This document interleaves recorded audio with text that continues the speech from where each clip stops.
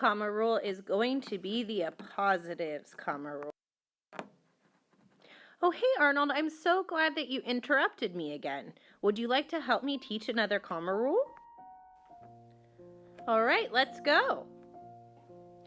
So, Arnold, this comma rule is the appositives comma rule, but an appositive is actually a special kind of interrupter.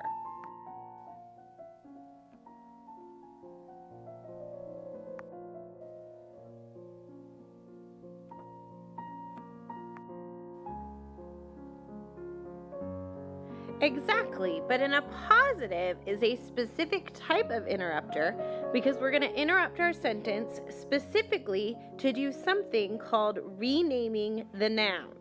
Let's take these two sentences for example. I have Arnold broke free from the oppressive narrator, and Arnold is a stick figure.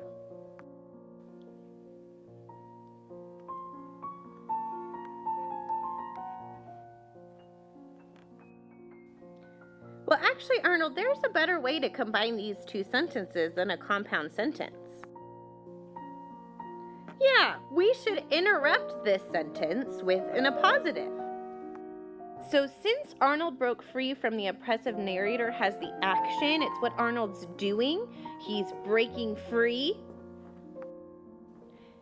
And Arnold is a stick figure is a linking verb, so it's just giving us more information about our noun Arnold. We're going to use the first sentence to be our main sentence, and we're going to interrupt it to give more information about Arnold. So I actually don't need my subject again, and I don't need my linking verb. So I'm just going to take a stick figure, and I'm going to interrupt my sentence right after Arnold to give more information about Arnold. So I end up with the sentence, Arnold, comma, a stick figure, comma, broke free from the oppressive narrator. Yes, that is an interrupter, but it's a special kind of interrupter. It's an appositive because a stick figure renames the noun right before it, Arnold. Another way to think about it is I now have two noun phrases. So Arnold is a noun phrase, and a stick figure is a noun phrase, and either one would work to be the subject of my sentence, so they're interchangeable. I can say Arnold broke free from the oppressive narrator, but I can also say a stick figure broke free from the oppressive narrator. So because Arnold and a stick figure, my interrupter, are interchangeable, I know that it is renaming the noun. They're both nouns, and I'm just giving a new phrase or a new noun for the noun I've already mentioned.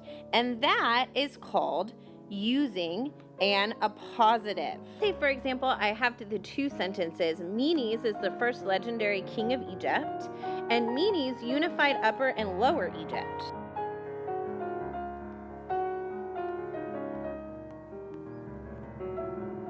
Actually, Arnold, we don't want to use a coordinate conjunction here and make a compound sentence. No, we want to use an appositive. So we're going to look at our two sentences. We see they're both about the same subject, Menes. So I'm looking for which sentence has my action, what Menes did. And I'm going to notice that my action is here in this sentence, Menes unified Upper and Lower Egypt. And in my first sentence, I have a linking verb is, and it's just giving me more information about my subject. He was the first legendary king of Egypt. So I could actually get rid of my first sentence. I don't need Menes again, and I don't need my linking verb. And I can just use the extra information about him, the first legendary king of Egypt. And I can interrupt my main sentence right after my subject to give more information about my subject. So my appositive sentence would look like this. Menes, comma, the first legendary king of Egypt, comma, unified Upper and Lower Egypt. And I know that the first legendary king of Egypt is not just an interrupter, but that special kind of interrupter, an appositive, because it is renaming the noun, which is Menes. So I can say Menes unified Upper and Lower Egypt, but I could also say the first legendary king of Egypt unified Upper and Lower Egypt. It might be a little awkward, but it works because they're both nouns. Menes is a noun, and the first legendary king of Egypt is a noun phrase. And because I'm renaming the noun, I have two nouns, and it's a noun or noun phrase in my interrupter. That is going to be an appositive. Are you sure?